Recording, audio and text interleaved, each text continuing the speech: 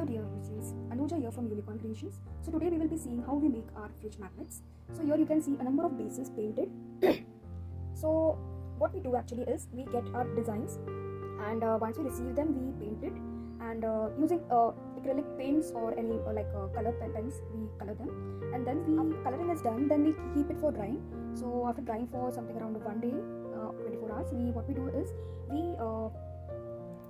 give them if any base empty space is required to do the outline. Like for example, this I've done the black outline for this piece, even the Ganesha. So once this black outline is done, so what we do is we keep it again for drying, and once it is dried, we give it a coat of this decor varnish gloss. So we just apply it using a brush, and then you can see you get this kind of gloss on this space, and it's protected from any external things until you give it a coat of resin. So once this is done, what you have to do is, it's completely dependent. Like if you want to give it a varnish base, you can give a varnish gloss. So once varnish gloss is given, you can keep the piece for very long until you give it a coat, and it is dependent on you that whether you want to give it a resin coat or no. Otherwise, even some people even sell it like this itself, but it has a shine on it, and it is like protected from external things like any water or something. Not very much, but it gives a protection from water, because this may get spoiled if comes in contact with water. So varnish is given basically. So what we do is we give the varnish coat, and so even if once we do this black outline, we wait for it to dry for 24 hours, and then we will give a coat of decor varnish, then again wait for 24 hours, and then once it's dried completely, so after that we will be adding a coat of resin on it. So the thing is that resin, which resin needs to be applied. So according to me, 2:1 ratio resin will be good for this, because 3:1 ratio resin is like a little bit thinner, and there are chances that this can slip off the edges.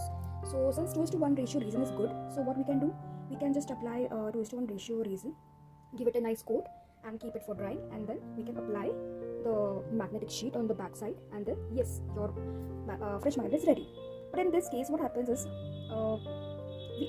we are not using the circular magnets, we are using the magnetic sheet, which gives a complete coverage to the fridge magnets, so which will help to adhere to the surface very easily and effectively.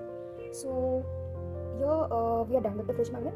So second part I wanted to tell that since it is a little tedious process, it takes time, you have to wait till it dries completely. Otherwise, you can see this thing can even happen after even following all the rules. You can see the merging of the brown color over here.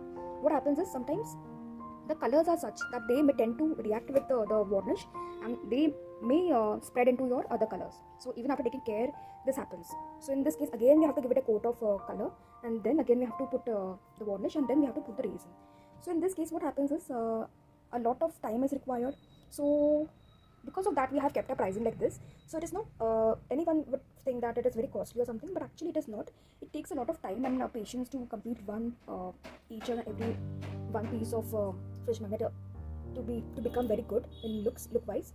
So that is the reason for the cost. Otherwise, we can directly after doing this varnish thing also, we can just directly sell it. So that will become very cheap. But since we are giving the top coat of resin to give it a premium shine, so that is the reason for the cost. So never think that okay, though it is a basic design like this, but since it has to go through bargain in these products, because it takes a lot of patience and time.